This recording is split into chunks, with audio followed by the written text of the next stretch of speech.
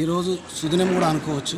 ఎందుకంటే ప్రతి వర్ధంతి మనం బాధంగా ఉండాలనే ఉద్దేశంతో వర్ధంతి రోజు మనం ఇట్లాంటి కార్యక్రమాన్ని చేస్తూ ఉంటాం. దాంట్లో ముఖ్యంగా రక్తదాన శిబిరం గత 2 సంవత్సరాలుగా ఆర్యవైశ్య సంఘం ఆధ్వర్యంలో ఆర్యవైశ్య వాసవి కళ్యాణ మండపంలో రక్తదాన శిబిరాన్ని ఏర్పాటు చేస్తున్నాం. రక్తపాత రహితంగా భారతావన్ని సంపాదించాలి, మనము స్వతంత్రం సంపాదించాలనే ఉద్దేశంతో గాంధీ గారు వాళ్ళు పూనుకున్నటువంటి ఈ కార్యక్రమాన్ని ఆయన వర్ధంతి రోజు మేము ఇలా చేస్తున్నందుకు చాలా గర్వంగా ఉంది. ఒకసారి బ్లడ్ ఇవ్వడం వల్ల ఆ మనిషిలో ఏదో రకమైనటువంటి ఒక అద్భుతం కనిపిస్తూ ఉంటుంది. దాన్ని గ్రహించి నా మిత్రులు ఒక్కొక్కరు కనీసం ఇప్పటికి ఒక్కొక్కరు 10 సార్లు ఇచ్చిన వాళ్ళు ఉన్నారు. నేను ఫోన్ చేసే అవసరం కూడా లేకుండా నాకు ఫోన్ చేసి వచ్చేవాళ్ళు ఉన్నారు. వారు ఇంకొకరికి చెప్తూ వస్తూ ఉన్నారు. దేనికి అలా అంటే బ్లడ్ ఇవ్వడం వల్ల